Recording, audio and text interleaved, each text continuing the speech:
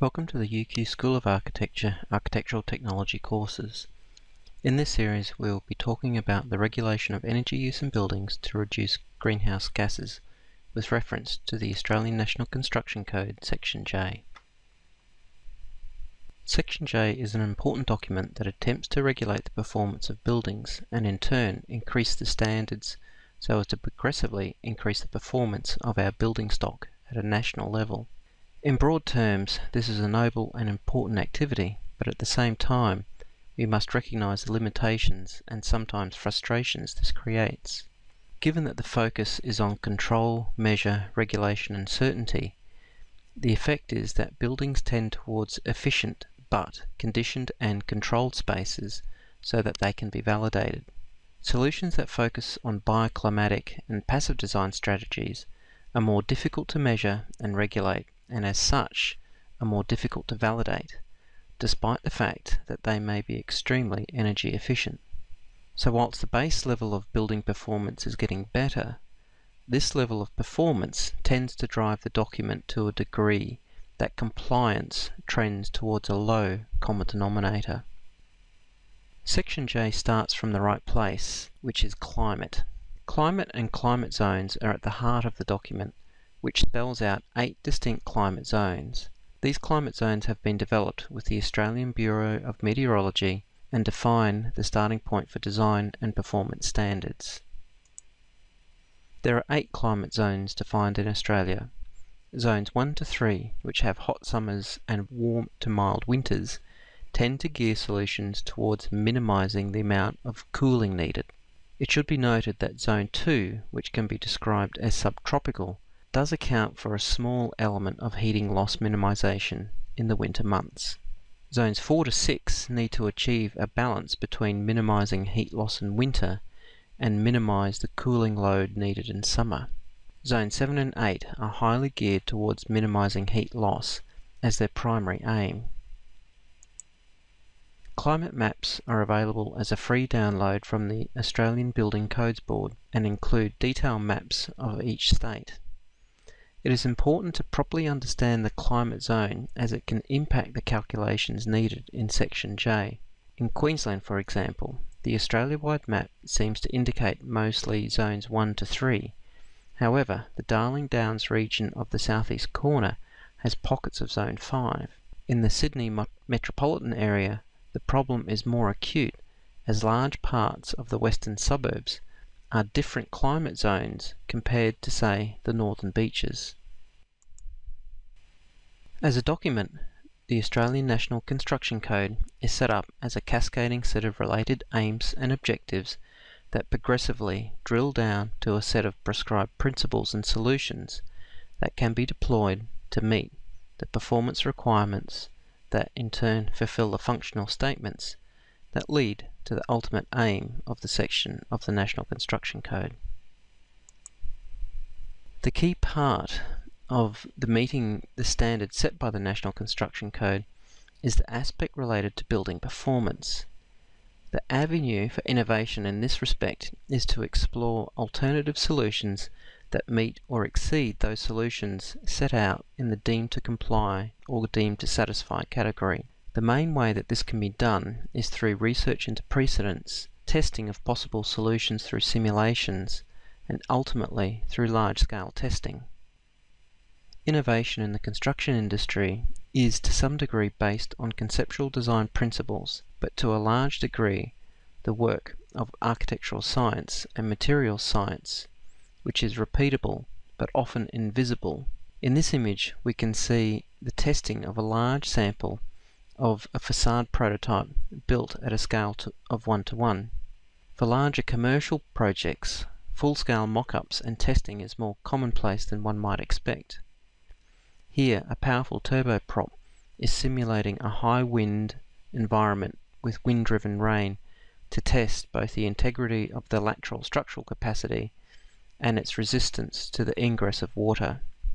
Other tests also look at controlling the speed of spread of fire and the thermal performance of facade assemblies, and these tests can yield valuable and credible data that can be used for the validation of alternative solutions. Section J also makes it clear that the performance of a building is contingent on the proper use and operation of that building. There is no point in having the equivalent of a 6-star rated building only to have 1-star clients who will waste energy in the use of the building. Some examples of this may be the running of air conditioning systems too cold. That is a consequence either by the incorrect setting up of set point temperatures or perhaps the result of faulty thermostats. Opening the building up that is designed as a seal system can also waste an enormous amount of energy. Often, user behavior and desires can override high-performance design, so the other side of this is to recognize and properly understand your client rather than making assumptions of their behavior, which is all too often the case. Section J also makes the point that occupant comfort is not the aim of the section, which is clearly stated as the reduction of greenhouse gases. Comfort is deemed to be the result of a climatically well-designed building. Comfort, though, can be a vague concept and one that can also be highly subjective. Someone can be comfortable inside a building with a t-shirt and shorts, whereas others in the same space may need to wear a jumper. The definition of comfort is an important aspect to manage so that the building is used in the way it was designed and thus achieve the aim of reducing energy use. Embodied energy is a major component of indirect greenhouse gas emissions in the built environment. Section J currently does not account for any embodied energy in its performance standards. Embodied energy is the sum of the energy that a building contains that goes into extracting the raw materials, transporting the material to processing factories, transport of raw materials to component factories, energy used in transforming raw materials into assembled units, transport to the building site, and then energy in placing the elements in place. Already there are embodied energy calculation tools available in a BIM working environment, such as one called Tally. However, in a regulatory framework, embodied energy is currently not included, but is being developed. First and foremost, therefore, Section J focuses on the reduction of greenhouse gas emissions by using less energy. Section J drills further into the impact of form in relation to energy efficiency. One aspect of this we know is built into the 8 climate zones. However, the local terrain also plays a part in the performance of the microclimate. Aspects such as the relative location of the proposed building in relation to neighbouring buildings and the surrounding topography will affect the way sunlight and airflow will influence the proposed building site and building design. Section J also pays a lot of attention to the orientation of a building. Data feeding into the modelling built into Section J will be affected by orientation, and as such the performance of shading and glass will correlate. An unshaded western facade, for example, will need a high-performing insulated glass package to meet its maximum conditioning load when compared to, say, a well-shaded north-facing facade. Section J can be a blunt environmental performance tool when looking at hybrid strategies to reduce energy.